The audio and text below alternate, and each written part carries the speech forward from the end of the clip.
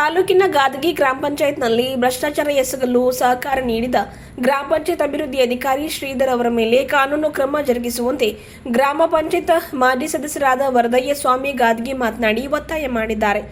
ಕರೆದ ಸುದ್ದಿಗೋಷ್ಠಿ ಉದ್ದೇಶಿಸಿ ಮಾತನಾಡಿದ ಅವರು, ಪಿಡಿಒ ಶ್ರೀಧರ್ ಅವರು ಮಾಜಿ ಗ್ರಾಮ ಪಂಚಾಯತ್ ಸದಸ್ಯರಾದ ಸಂತೋಷ್ ತಂದೆ ರಾಮಶೆಟ್ಟಿ ಮಾಮನ್ಕೇರಿ ಅವರಿಗೆ 2018 ರಿಂದ 2022ರವರೆಗೆ ಅಂದರೆ ಸತತ 4 ವರ್ಷಗಳ ಕಾಲ ಎಸ್ಡಿಎಎ ಬಯೋಮೆಟ್ರಿಕ್ ತಮಗೆ ಅವಕಾಶ ನೀಡಿದಲ್ಲದೆ ಅವರಿಗೆ ಗುತ್ತಿಗೆ ಟೆಂಡರ್ ನೀಡುವ ಮೂಲಕ ಭ್ರಷ್ಟಾಚಾರಕ್ಕೆ ಅವಕಾಶ ನೀಡಿದ್ದಾರೆ ಎಂದು ಆರೋಪಿಸಿದರು.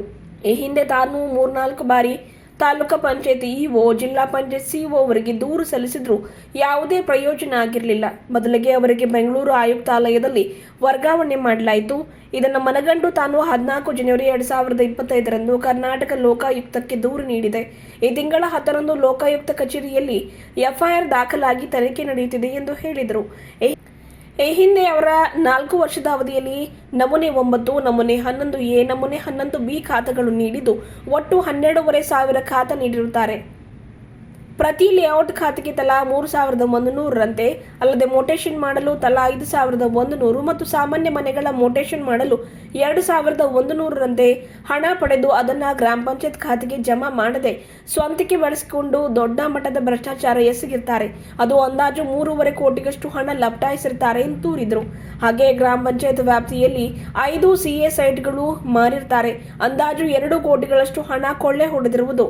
ಹಮ್ಮಿಲಾಪುರ ಗ್ರಾಮದಲ್ಲಿ ಕಂಟೆಪ್ಪ ತಂದೆ ಕಾಶಿನಾಥ್ ಹಾಗೂ ಅಣವೀರ ಕೊಡಂಬಲ ಅವರಿಗೆ ಸೇರಿದ ಸೈಟ್ಗಳು ಅವರಿಗೆ ಮಾರುವ ಮೂಲಕ ಇಲ್ಲೂ ಸಹ ಸರ್ಕಾರಿ ನಿಯಮ ಗಾಳಿಗೆ ತೂರಿ ಭ್ರಷ್ಟಾಚಾರ ಎಸಗಿದ್ದಾರೆ.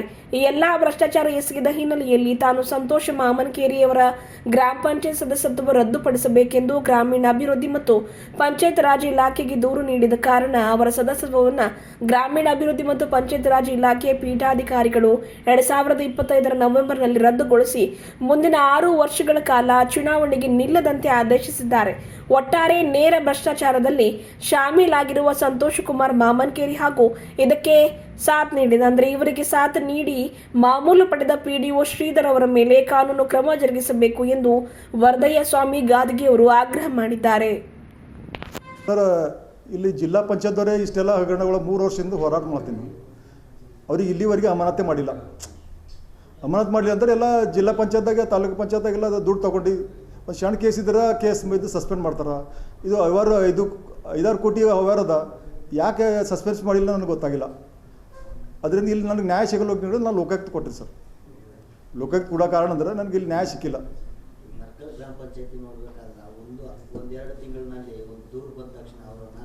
ಹಾಂ ಸರ್, ನಾನು ಈಗ ದಾಖಲಾತಿಯೋ ಸರ್ 3 ವರ್ಷ ಆಯಿತು ನಾವು ಹೋರಾಟ ಮಾಡ್ತೀನಿ. ಹಾಂ, ಅದೇ ಇಲ್ಲ ಕೆಳಗೆ ನೋಡಿದ ಮೇಲೆ ನೋಡ್ತಾನೆ. ಯಾಕೆ ಅದೇ ಆರೋಪ ಸುಳ್ಳು ಇದ್ರೆ ಲೋಕಾಯುಕ್ತ ತನಿಖೆ ಯಾಕೆ ಇದು ಐತಿ ಸರ್. ಎಫ್ ಐ ಆರ್ ಇದಾಯ್ತಿತ್ತು, ಡಾಕ್ಯುಮೆಂಟ್ಸ್ ಎಲ್ಲ ಚೆಕ್ ಮಾಡ್ರ. ಎಫ್ ಐ ಆರ್ ಯಾಕಾಯ್ತಿತ್ತು ಎಲ್ಲವ್ರ ಮೂಲ ದಾಖಲಾತಿಗಳು ಚೆಕ್ ಮಾಡ್ಬೇಕಾ. ಅವ್ರು ಪೂರ ನಮ್ಮ ಪಂಚಾಯತ್ ಎಲ್ಲ ಈ 2 ತಿಂಗಳಿಗಾಗಿ ಎಲ್ಲ ಡಾಕ್ಯುಮೆಂಟ್ಗಳು ಒಯ್ದಾರೆ ರೀ. ತಾಲೂಕು ಪಂಚಾಯತ್ ಜಿಲ್ಲಾ ಪಂಚಾಯತ್ದಾಗ ಈ ಪಂಚಾಯತ್ ಸಂಬಂಧಪಟ್ಟಿನ ಎಲ್ಲ ದಾಖಲಾತಿಗಳು ಇದ್ದಾರೆ. ಒಯ್ದವ್ರು ಚೆಕ್ ಮಾಡ್ಬೇಕೆ ಇದ್ರಾಗ ನೋಡ್ರಿ ಅವ್ರು ಮೆನ್ಷನ್ ಮಾಡ್ರ ಅಂದ್ರೆ ಸುಮ್ಮನೆ ಸಿಂಪಲ್ ದಾಖಲಾತಿಗಳು ಪೂರ ಪಕ್ಕ ಇನ್ಫೆಕ್ಷನ್ ಮಾಡಿಲ್ಲ. ಅದ್ರಾಗ ಅವ್ರು ಏನು ಮಾಡ್ಯಾರ ಅಂತ ಅವರು ಅಂದಾಜು ಮಾಡ್ಯಾರ ಲೋಕಾಯುಕ್ತರು. ಅದು ಈಗ ಅವ್ರು ಮೊನ್ನೆ ಇನ್ಕ್ವೈರಿ ಮಾಡ್ಬೇಕು. ಅದು 3-4 ಕೋಟಿ ಬಲ್ಕ್ ಹೋಯ್ತು ರೀ. 16,000 ಸರ್. ಆ ಟೈಮಿನಾಗ ಒಂದು ಖಾತೆ ಒಂದು ಲೇಔಟ್ ಮಾಡಬೇಕಾದ್ರೆ ಒಂದು ಖಾತೆ ಕೊಡಬೇಕಾದ್ರೆ 3,100 ಇತ್ತು ಸರ್. ಮತ್ತು ಮೊಟೇಷನ್ ಮಾಡಬೇಕಾದ್ರೆ 5,100 ಇತ್ತು. ಮತ್ತು ಮ್ಯಾನ್ವಲ್ ಮೊಟೇಷನ್ ಮಾಡಬೇಕಾದ್ರೆ 2,100 ಇತ್ತು.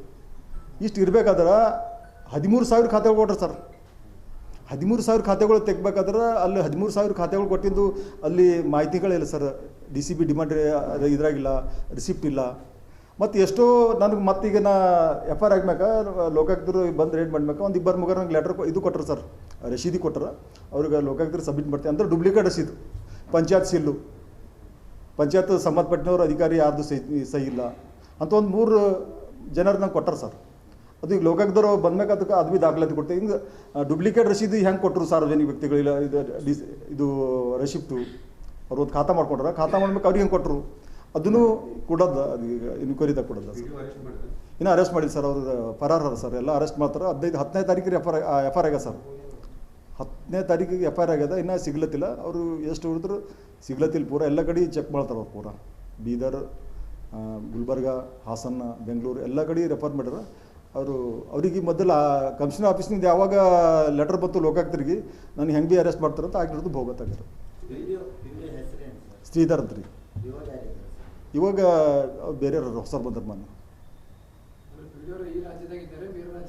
ಇಲ್ಲ ಈಗ ಗೊತ್ತಿಲ್ಲ ರೀ ಯಾರು ಗುಲ್ಬರ್ಗ ಡಿಸ್ಟಿಕ್ ಅವ್ರ ಡ್ಯೂಟಿ ಅದ ಅಲ್ಲೂ ಇಲ್ಲ ಅವರು 20 ದಿವಸ ಲೀವರ್ ಹಾಕ್ಯಾರಂತ. ಗುಲ್ಬರ್ಗಕ್ಕೆ 1 ವರ್ಷ ಕೆಳಗೆ ಆಗ್ಯದ್ರಿ. ಅಂದರೆ ಅವ್ರಿಗೆ ಅಮಾನತು ಮಾಡಲ್ದೇ ಬೇರೆ ಕಡೆ ಟ್ರಾನ್ಸ್ಫರ್ ಜಿಲ್ಲೆಯಿಂದ ಜಿಲ್ಲೆಗೆ ಚೇಂಜ್ ಮಾಡ್ಯಾರ. ಯಾಕಂದ್ರೆ ಒಂದು ಇಂಥ ಅವ್ಯವಹಾರ ಮಾಡ್ಬೇಕು ಆ ಜಿಲ್ಲೆದಾಗೆ ಸಸ್ಪೆಂಡ್ ಮಾಡ್ಮೇಕೆ ಬೇರೆ ಕಡೆ ಕಳಿಸ್ಬೇಕು. ಅಂದರೆ ಇದ್ರಾಗ ಎಲ್ಲ ಜಿಲ್ಲಾ ಪಂಚಾಯತು ತಾಲೂಕು ಪಂಚಾಯತು ಮೇಲೆ ಆರ್ ಡಿ ಪಿ ಆರ್ದವ್ರು ಎಲ್ಲರೂ ಶಾಮಿಲ್ ಹಾರ ಸರ್. ಇದು ಕಮ್ಸೆ ಕಮ್ ಒಂದು 6-7 ಕೋಟಿ ಗಪ್ಲ ಅದ, ಅದ್ರ ಕಡೆಯಿಂದ ಅವರೆಲ್ಲ ಶಾಮಿಲ್ ಹಾರ. ಅದೇ ಪಿ ಡಿ ಒ ಮತ್ತು ಅವ ಸಂತೋಷ್ ಕುಮಾರ್ ಬರೋದ್ರಿ. ಅವ ಬೇರೆಯವ್ರ ದಿನ ತನಿಖೆ ಮಾಡೋದು ಗೊತ್ತಾಯ್ತು ಸರ್. ನನಗೆ ದಾಖಲಾತಿ ಪ್ರಕಾರ ಸಿಕ್ಕಿದ್ದಿಷ್ಟೇ, ನಾ ದಾಖಲಾತಿ ಪ್ರಕಾರ ಹೇಳ್ತಿದ್ದೆ. ಅದು ಈಗ ಇನ್ಕ್ವೈರಿ ಮಾಡಿದ್ರವ್ರು ಎಲ್ಲ ನಾ ತಾಲೂಕು ಪಂಚಾಯತ್ಗೆ ದೂರು ಕೊಟ್ಟಿದ್ರಿ, ಅವ್ರು ಏನು ಮಾಡಿಲ್ಲ. ಜಿಲ್ಲಾ ಪಂಚಾಯತ್ ದೂರು ಕೊಟ್ಟಿದ್ದು, ಅವ್ರು ಏನು ಮಾಡಿಲ್ಲ. ಅದು ಲೋಕಾಯುಕ್ತ ಅವ್ರು ಏನದ ಅವ್ರು ಕೆಲಸ ಮಾಡ್ಬೇಕಂತ ಅದಕ್ಕೆ ನನಗೆ ಆನ್ಸರ್ ಕೊಡ್ಲಾ ಬರಲ್ಲ ರೀ. ಯಾಕಂದ್ರೆ ನಾ ದೂರು ಕೊಟ್ಟ ಅವ್ರು ತನಿಖೆ ಮಾಡೋದು ಜವಾಬ್ದಾರಿ ಅವ್ರಿಗೆ ಬಿಟ್ಟಿದ್ದ. ಇದ್ರಾಗ ಪೂರಾ ದಾಖಲಾತಿ ಪ್ರಕಾರ ನನಗೆ ಇಬ್ಬರೇ ಸಿಕ್ಕಾರ, ಶ್ರೀಧರ್ ಒಂದು ಮತ್ತು ಮೇನ್ ಸಂತೋಷ್ ರಾಮ್ ಶೆಟ್ಟಿ ಮಾಮನ್ಕೇರಿ. ಜಿಲ್ಲಾ ಪಂಚಾಯತ್ ಸಿಒ ಪ್ರಕಾರ ಏನು ಹೇಳ್ಬೇಕು? ಜಿಲ್ಲಾ ಪಂಚಾಯತ್ ಸಿಒ ಪ್ರಕಾರ ನಿಮ್ಗೆ ಎಲ್ಲ ದಾಖಲಾತಿಗೊಳ್ತಾರೆ ಸರ್. ಇನ್ನೂ ಭಾಳಷ್ಟು ದಾಖಲಾತಿ ಅವ್ರು ಏನೇನು ಮಾಡಿಲ್ಲ, ಅವ್ರು ಏನು ಆ್ಯಕ್ಷನ್ ತೊಗೊಳಿಲ್ಲ. ಸಣ್ಣ ಇದು ಇಷ್ಟು ಅವ್ಯವಹಾರ ಅದ ಅಂತಂದ್ರೆ ಅವ್ರು ಏನು ಮಾಡಿದ್ರು.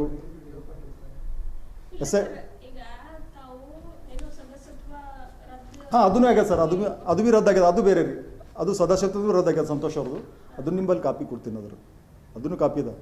ಅಂದ್ರೆ ನಾ ಗುತ್ತೇದಾರ ಲೈಸೆನ್ಸ್ ಇತ್ತು, ಅದೇ ಅದನ್ನು ಕಾಪಿ ಅದ ರೀ.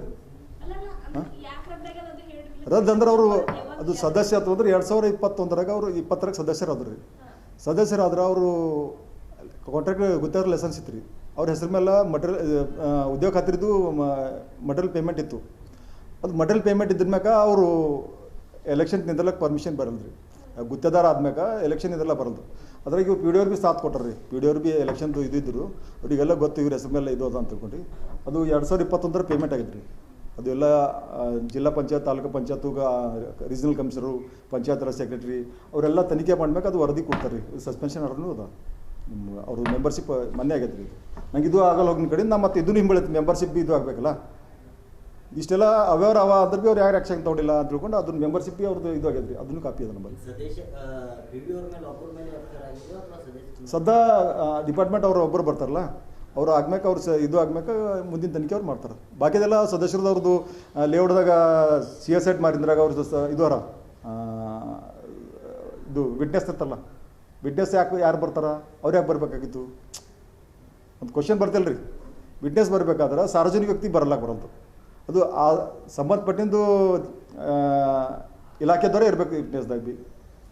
ಈಗ ಆ ವಿಟ್ನೆಸ್ ಯಾಕೆ ಬಂದರು, ಅದು ವಿಟ್ನೆಸ್ ಅದ್ರ ಕಾಪಿ ಅದ ನಮ್ಮಲ್ಲಿ. ತೋರಿಸ್ತೀನಿ ನಿಮ್ಗೆ ಎಲ್ಲ. ಈಗ ನೋಡ್ರಿ 2 ವರ್ಷ ಆಯಿತು. ಅದ್ರಕ್ಕೆ ಮೊದಲು ಇವ್ರು ಇದ್ರು, ನಮ್ಮದು ಶಿಲ್ಪಾ ಮೇಡಮ್ ಇದ್ದರು. ಈಗ 2 ವರ್ಷ ಆಯಿತು ಇವರು ಗಿರೀಶ್ ಕುಮಾರ್ ಬದಲೇ ಅವರು. ಇವರೆಲ್ಲ ಯಾಕೆ ಆ್ಯಕ್ಷನ್ ತೊಗೊಂಡಿಲ್ಲ ಅಂದ್ರೆ ನೀವು ಅವ್ರಿಗೆ ಕೇಳ್ಬೋದು ಸರ್. ಹಾಂ ಇದ್ರು. ಹಾಂ ದೂರು ಕೊಡ್ತಾಯಿದ್ರು.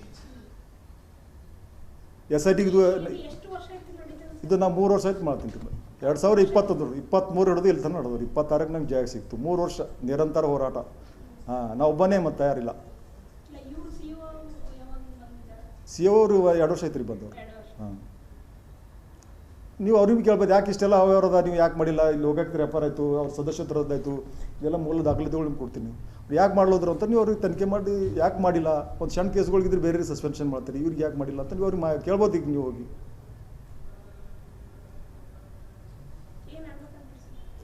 ಈಗ ನೋಡ್ರಿ ಏನು ದುಡ್ಡು ಅವ್ಯವಹಾರ ಆಗಿದೆ, ಆ ದುಡ್ಡು ನಮ್ಮ ಪಂಚಾಯತ್ ಬರಬೇಕು. ಹಾಂ ಮತ್ತು ಅವು CSIT ಏನು ಮಾಡ್ಯಾರ ಇಲ್ಲಿಗಲ್ಲಿ ಪಂಚಾಯತ್ಗೆ ದುಡ್ಡು ಜಮಾ ಮಾಡಿಲ್ಲ, ಅದು CSIT ನಮ್ಮ ಪಂಚಾಯತ್ ಖಂಡವ್ರು ಆಗಬೇಕು. ಅವರು ಎಷ್ಟು ಲೇಔಟ್ ಖಾತೆ ಕೊಟ್ಟರ ಆ ಖಾತೆ ದುಡ್ಡು ಬರಬೇಕು. ಇವೆಲ್ಲ ನಮ್ಮದು ಇದು ಅಂತ ಬರ್ರಿ. ಮತ್ತು ಹಾಂ ಹಾಂ ಇಲ್ಲ ಇಬ್ಬರು ಕಲ್ತಿದ್ರೆ ಅವರು ಸಂತೋಷ್ ಕುಮಾರ್ ರಾಮ್ ಶೆಟ್ಟಿ ಮತ್ತು ಶ್ರೀಧರ್ ಪಿ ಡಿ ಇಬ್ಬರೇ ಅವೇರ್ ಮಾಡ್ಯಾರ ಸರ್. ಹಾಂ ನಾ ಬೇರೆಯವ್ರದ್ದು ನನಗೆ ಅದು ಡಾಕ್ಯುಮೆಂಟ್ಸ್ ಪ್ರಕಾರ ನಾನು ಹೇಳ್ತೀನಿ ರೀ. ನಂಗೆ ಸುಮ್ಮನೆ ಬೇರೆಯವ್ರ ಮೇಲೆ ಆರೋಪ ಮಾಡೋಕ್ಕೆ ತಪ್ಪು ಅನಿಸ್ತದೆ ಅದು. ಹಾಂ ಶ್ರೀಧರು ಮತ್ತು ಸಂತೋಷ್ ಕುಮಾರ್ ಅವ್ರಿಗೆ ಏನು ಸಂಬಂಧಪಟ್ಟಿಲ್ಲ ದಾಖಲಾತಿಗಳನ್ನ ತೆಗೆದಿರಿ. ಆ ದಾಖಲಾತಿ ಪ್ರಕಾರನೇ ಮಾತಾಡ್ತೀನಿ. ನಾ ಬೇರೆ ಮೇಲೆ ಸುಮ್ಮನೆ ಅಪವಾದ ಹೇರಲ್ಲ ಬರಲ್ಲ. ಅವರಿದ್ದರು ಇವರಿದ್ದರು ಅಂತ ನಮಗೆಲ್ಲ ಬರಲ್ಲ. ಮುಂದೆ ಅವ್ರು ತನಿಖೆ ಮಾಡ್ಬೇಕು, ಅವ್ರು ದಾಖಲಾತಿಗಳು ಸಿಕ್ಬೇಕಾ ಅದು ನಮ್ಗೆ ಗೊತ್ತಿಲ್ಲ ರೀ. ಅದು ನಮ್ಮ ಪಂಚಾಯತ್ ಇಲ್ಲ, ಅದು ಅಷ್ಟು ಇದು ಮರ್ಕಲ್ ಪಂಚಾಯತ್ ಸಂಬಂಧಪಟ್ಟಿದ್ದು. ಇಲ್ಲ ಗಾದ್ಗಿ ಇಲ್ಲ ರೀ. ಅಲ್ಲಿ ಅವರು 15 ದಿವಸ 20 ದಿವಸ ಅಲ್ಲಿ ಚಾರ್ಜ್ ಹೋಗಿರು. ಚಾರ್ಜ್ ಹೋಗಿನಾಗ ಅದು ಆಗಿದಂತ. ಈ ಸಂತೋಷ್ ಅವ್ರದ್ದು ಸದಸ್ಯತ್ವ ರದ್ದಂತ ಎಲ್ಲ ದೂರು ಕೊಟ್ಟಿನಿ ರೀ. ಎಲ್ಲ ಇಲ್ಲಿ ಜಿಲ್ಲಾ ಪಂಚಾಯತ್ ಸಿ ಅವರ ತನಿಖೆ ಮಾಡಿ ಮತ್ತು ರೀಜನಲ್ ಕಮಿಷನರ್ ಅವರು ತನಿಖೆ ಮಾಡಿದ್ರು, ಮತ್ತು ADP ಅವ್ರದ್ದು ಚೀಫ್ ಸೆಕ್ರೆಟರಿ ಅವರು ತನಿಖೆ ಮಾಡಿದ್ರು. ತನಿಖೆ ಮಾಡಿದ್ಮೇಲೆ ಆ ಟೈಮಿಂದ ಎಲ್ಲ ಮೂಲ ದಾಖಲಾತಿಗಳು ಕೊಟ್ಟಿನಿ ರೀ. ಆ ದಾಖಲಾತಿ ಪ್ರಕಾರ ಅವರಿಗೆ ಸಸ್ಪೆನ್ಷನ್ ಅವ್ರದ್ದು ಸದಸ್ಯರು ರದ್ದು ಮಾಡಿ ಮತ್ತು ಅವ್ರಿಗೆ 6 ವರ್ಷ ಯಾವುದೇ ಚುನಾವಣೆ ಎಲೆಕ್ಷನ್ ಇದೆಲ್ಲ ಬರೋಂಥ ಆರೋಪ ಸಾಬೀತಾಗಿದೆ ರೀ.